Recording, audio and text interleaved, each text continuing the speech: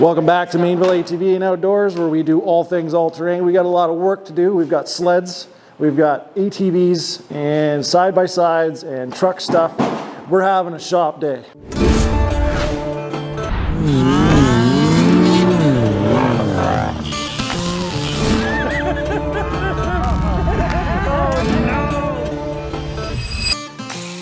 Hey guys, in today's video I'm sponsoring myself. If you look below the video you'll see a join button, and what that does is you can join our membership program, and for the price of basically a coffee all the way to a Big Mac, you can directly change and support what we do here at Mainville ATV. Better videos, better quality, whatever we can do to make the experience better for you, that's what that fund is for. We also have mainvilleatv.ca/shop, and you can find a bunch of merchandise from shirts to mugs, all sorts of things for you. If you could leave a like and a comment down below, that would be massive. Let's get into the video. Hey Drake, I got you a microphone, buddy. That's terrible. I only want to... What's going on? What do we got first? We need to demountainify all 4 sleds. They're clutched for way too high of an elevation, and there's plans on going somewhere that's not high elevation. So yeah, I'm currently set up for 8,000 feet of elevation, and I'm assuming so are you guys. Yeah, I think I'm 8,600. She's 8,500. We're gonna make your mountain clutching somehow work in the not mountainous territories. True story, yeah. I've got lots of clutch for no elevation right now. I also have some wrap stuff that I have to finish up, just little pieces. There's also some ATV stuff. I've got some great mods from Original Mods Design. I've got OSTACRUISER stuff, Warren stuff. And then I do have to tidy up some side-by-side stuff too, because I never actually finished the odd little detail from last time. But it's just a typical shop day. We've got the ladies. They're in the chirp seat, because that's all they do when they sit there, is they get comfy and chirp.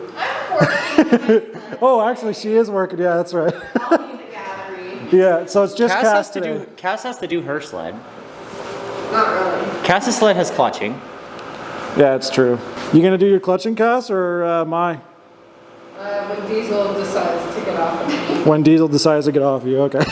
So this is my first job. I have to replace this because I obviously don't have pull start. Barrett Hepburn Design sent this in, so I'm gonna get those on now. Remove those pieces while Drake and Aaron do their clutching, and then it'll be these two right after that.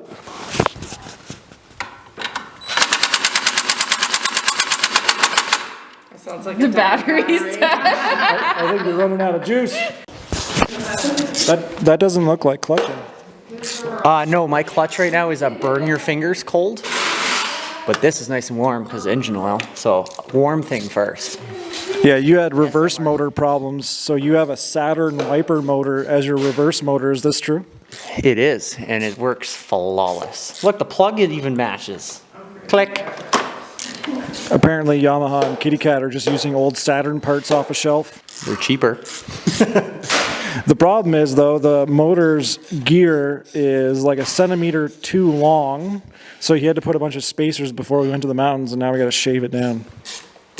Yes.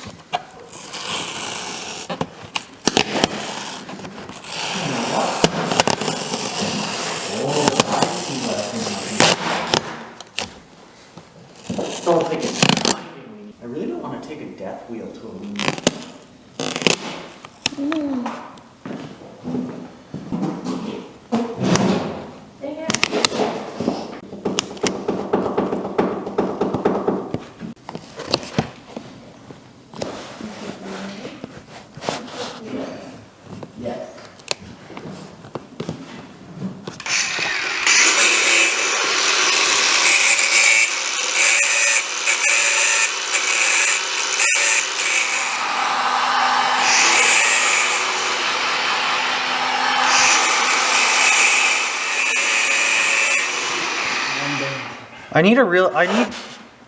Do you have really small washers? Yes. Just dump the bucket like everybody else does. I don't want to. I'll pick it up if you dump it. This is like when you play with Lego.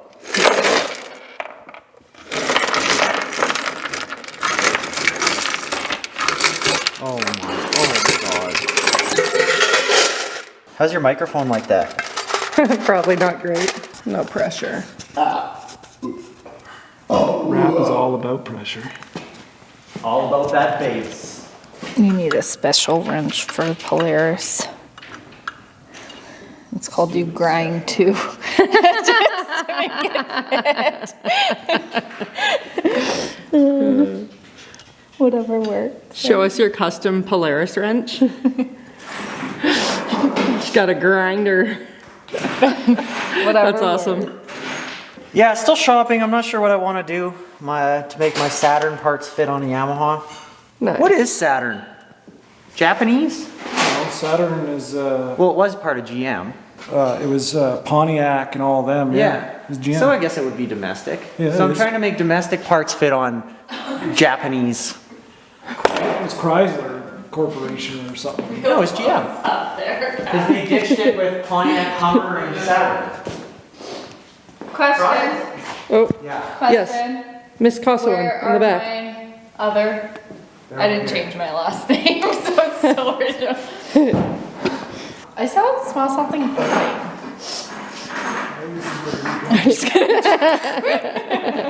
Diesel's all squishy face. Oh, I think this one has to be. Baba. Baba mode engaged. So there's the Saturn motor, and he has to space it out because the body is too large. I got to space it out, and I had to get a little crazy with the hack wheel. We've been in here like 4 times in the last year or 2. Well, the first time we fixed it with brake clean and hopes and dreams. So that was a bonus. Well, that's easy. And that's basically it. And then you're going to go on to clutching. She's almost done over here. She's No, basically she's throwing. not. There's no way. She is. She's actually like probably 3/4 done. One weight or all the weights? All the weights. All the weights. She's putting in the last one. So she's Wow, she's almost ripping done over there. I started doing my wrap, off to a great start, and then I ran out of talent. And there's basically a chunk right here that's a little bit too large that I'm going to have to see if Drake can trim, because he's a lot better at that than I am. But the hard work's done, and Cass is in the hot seat with Diesel. I'm just filling Diesel's love tank. I'm doing diesel maintenance. You okay, buddy? Yeah. Who's that? Having a quick look at my clutching. I have clickers, which are basically quick adjust. So you loosen the brass Torx underneath, and then you can choose and select a number for the ramp on the weights. And I know that I'm running 965s, which are technically high altitude, I know, but you can run pretty low elevation on it as well. The only thing that's not on this chart is it says 345, and I only have 1, 2, 3, 4 on the ramp selectors, like on the clickers. So I'm going to assume a 2, and then I'll just check riding RPM next time we go for a rip. It's really easy to adjust on the fly, but I was set up for 8,000, and now I'm set up for 2,000, basically. So yeah, I'm going to finish the other 2, and then check some belt deflection, stuff like that, and top her up with oil and fuel, and she's ready to rip. So we're doing Cass's clutching now, and Polaris' design, a lot like Aaron's and the way she just did it, is a little more traditional where you just swap out the entire weights. You can do that with the Skidoo too, of course, if you want to get more precision, but the clickers allow you to kind of do things fairly quickly. So for this one, yeah, we just pull off, I don't know what you would call this plate on the outside, but basically retains the spring. Get that off, and then we pull the actual weights off individually with a little bolt inside here. Fascinating. Fascinating stuff. I agree. Got this done. We swapped out the 68 high elevation ones that we got here at a local Polaris dealer. We got 70s inside. The only thing I have to say is this process is very annoying, and getting that belt in a matrix body, oh my, that's a trick. I figured out how to do it now, but it's tight. I think the last thing we have going on for the sleds is she made her flap removable, which was smart, because the flaps really don't do you a favor when you're stuck. Oil's topped up. I had to replace the one screen. That's replaced. $20 little screen there. Bit of an interesting design. You can definitely kick that or melt it when you're putting wrap on, etc., etc. But Luckily, they're cheap. They're 20 bucks a piece, so I ordered extras. I got the chain tension done on this side and the wrap done. She's ready to rip. So is Cass's. It's got oil, it's got fuel. Clutching's all done also. Just now, we have the rest of the wrap from Barrett Hepburn, and I got to start removing bumpers and things like that and get this tunnel wrapped up. On this guy, we have a bump stop that I got from Dirty Life. I have the fair lead that I have from Original Moz Design that I was going to install last time, but I couldn't until I had synthetic rope. I got this from OSTACRUISER, and then I got a worn winch that I always use because they don't break. If they do, oh boy, you misused it. So get all that done. And then we have lots more in the future for the Renegade in the works. I have some stuff being shipped out right now, and it'll be like everybody else's Renegade in no time. Drake's putting in the final touches right there, making sure everything's exactly the same side to side as best as we can. He's got a pretty steady cut, this guy. But yeah, we got to put a bumper back on, and then the jerry can mount or whatever they call it. Left the VIN thing wide open, pretty sweet. Now it looks a lot more tied in. It'll be sick once I get all the attachments back onto this thing. Loving it. I think I'm going to take a little break, go have some food, and then I'm going to be back to work on that. Hey guys, I know in the last clip I said I was just taking a break, and I kind of did, but now it's the next day. We are looking at Project Mayhem, our 22 Renegade, last of its kind, with the round lights, which is my preference. But we're going to be doing some winch modifications. I am still a firm believer that steel wire rope is the best kind of rope. The problem is it's only the best when it's in perfect condition and used extremely properly. Otherwise, they can be pretty unsafe when they do let go. The fraying's annoying, maintenance is fairly high. So there's definitely some downside to them, but I've always been a steel wire rope guy. That's mostly because of my background as an HD mechanic and cranes and stuff like that. But when it comes to this, I'm going to actually try out a new system. Some of this stuff is what I do to every vehicle. Some of this stuff's going to be new. So I have a brand new synthetic rope. This is actually from OSTACRUISER, so thanks Dave, Carrie. We're going to put this to the test. They got this out to me a while back actually. And what it'll allow me to do is I have the Original Moz Design fair lead, which I couldn't use with steel wire rope because it would just chew the billet. So the synthetic is made to work with this.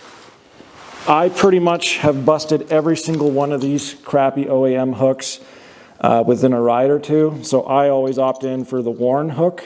And I got this. This is from dirtylife.ca, one of our biggest channel sponsors. So thanks for that. He also sells these, but I actually got this one from Amazon because it was a 2-for-1 special, and I gave one to Drake for Project Suspect. We're going to swap all this out. We're going to make some changes here. I'm going to try synthetic rope for the first time. I feel a little more comfortable when I'm doing recoveries with synthetic. That part is true. So we're going to try some stuff out and make some changes. I can't just stay doing the same thing over and over again.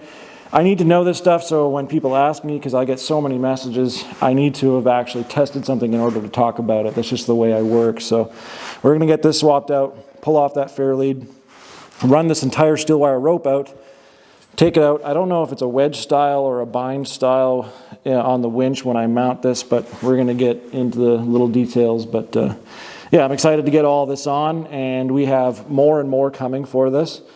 I also did some LED lights in the background. I'm not really sure if I care for them. They are bright, they do function, but they're kind of cheap feeling. I do have tires, I have all sorts of other accessories coming for this machine, and I can't wait to get into it. But for now, this is what we're doing.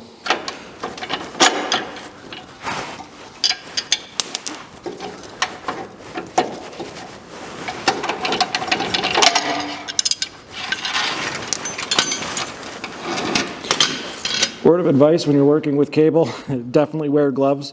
This is brand new, but it doesn't mean that there isn't going to be a strand somewhere along the ways. Just don't do as I do. Do as I say. You know what I mean? I don't know if you can see it there, but basically on the left-hand side, that's the end of the winch cable, and I'm fairly certain that in that slot is a wedge. So basically when you pull it through, the wedge tightens. And then that red line is where you want to stop the winch to have full strength. So I'm pretty sure I just have to punch that forward, and we should be able to pull that out and do the same thing for the synthetic. So there you can see it there. It's not a wedge in the way I imagined it, but basically you have a set screw right there on the bottom. So you feed the line through that, set the screw down, and then just start reeling, basically. Once you get 3 or so wraps, you back feed through the other hole, and then just wind it up.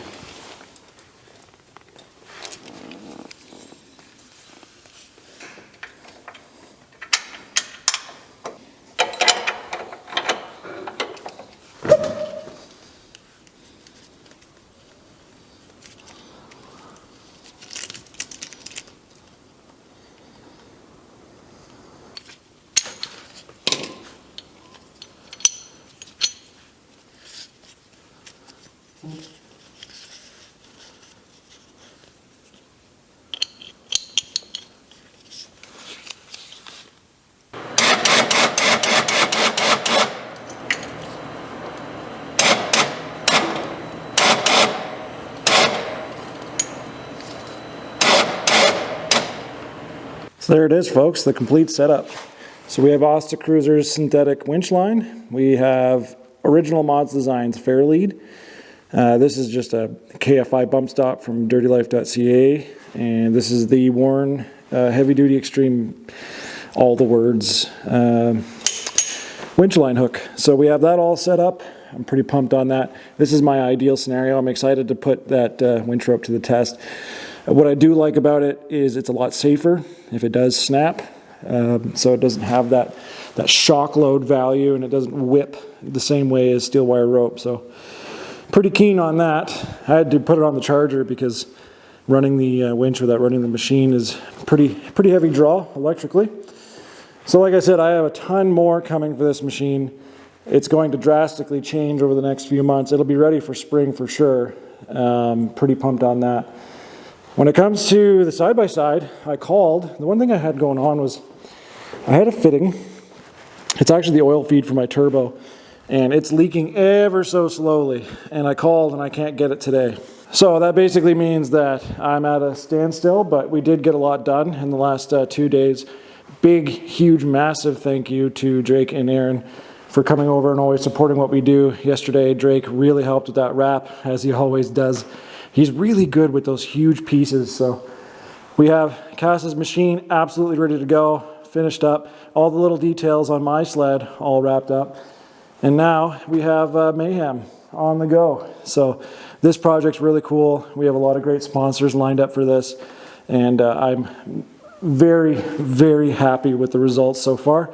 And I can't wait for you guys to see the rest. So one last thing before I end this video, thank you for watching, thank you for liking and commenting, and especially for those who are taking a look at the membership program and our merch at mainvilleatv.ca/shop. Big thank you to you guys. So we'll see you guys next time, and I'm working on rides, I'm working on all sorts of stuff.